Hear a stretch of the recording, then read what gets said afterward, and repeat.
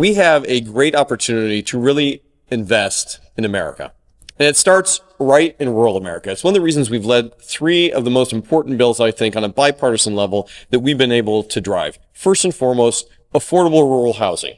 We've been able to move rural housing forward in a way that's never been done in Congress. The Senate has already taken up our bill and passed it. This is a direct investment to affordable housing that starts in rural America, but helps grow our entire country.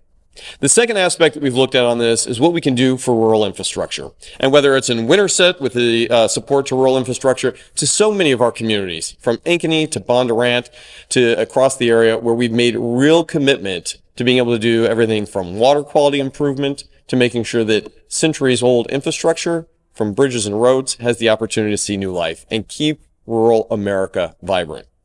It's the reason I'm so excited to be here today at DMACC, and compliments to the rest of the Iowa congressional delegation. They have great Regents universities, but I'm proud to have the largest college in Iowa at DMACC right at Ground Center here in the 3rd District. And it's not just Des Moines, it branches out to every part of our state. And it has a real impact on how we do workforce development that keeps rural America vibrant.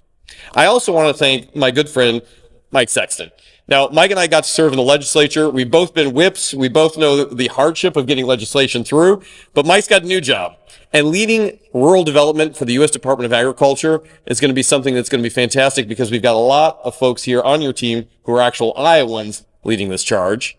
But equally exciting, we're going to keep Mike very busy in making sure that USDA continues to invest in Iowa.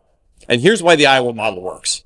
We know that Iowa has been able to execute our USDA low interest, no interest loans at a higher rate than almost any other state. But most importantly, we're directly investing back in our communities and helping a state like Iowa and the country grow in the right direction. So let's talk a little bit about what we've got.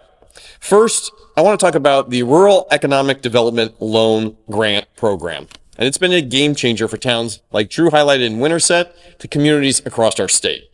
Here in Iowa, this program has helped finance almost $120 million in rural investment. That's direct investment that goes to our county hospitals, to our child care centers, to our small businesses on Main Street, like in Winterset, as well as our infrastructure that's directly impacted dozens of communities right here in Iowa.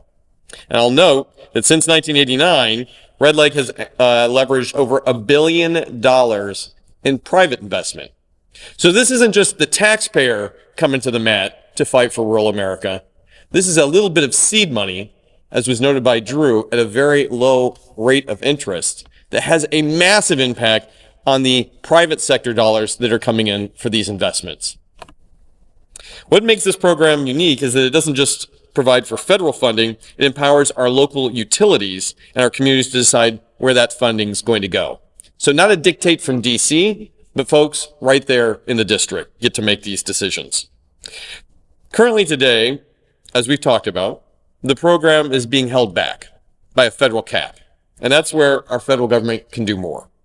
The funding ceiling hasn't been meaningfully updated in over a decade, and even as construction costs and inflation have all gone up, it stubbornly remains stuck. That's why we're introducing the Revitalizing Rural Communities Act as part of our pillar for rebuilding rural America.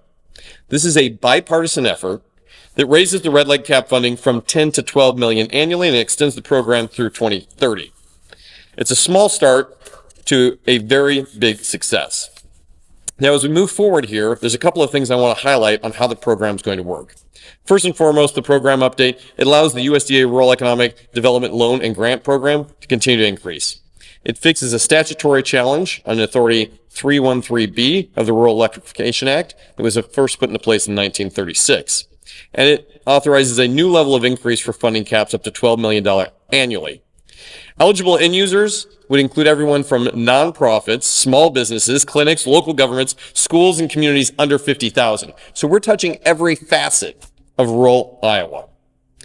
The use of these funds would have a zero-interest loan grant and be used for job creation, infrastructure, healthcare, and business expansion. And there's no new bureaucracy or red tape, something that Mike and I are very committed to. These communities don't have a full-time grant writer in many cases. Certainly, the hospitals and schools don't have the ability to be full-time bureaucrats, and we shouldn't expect that out of DC either. This means more funding directly to the places they need at the time and place of their ability to execute, and making sure that we're growing forward with well-invested tax dollars paired overwhelmingly with private sector companionship. Together, I think that we are making not only a huge impact, but I want to thank our USDA team for being invested in Iowa, being invested in this program, and taking care of housing, infrastructure, and long-term economic growth.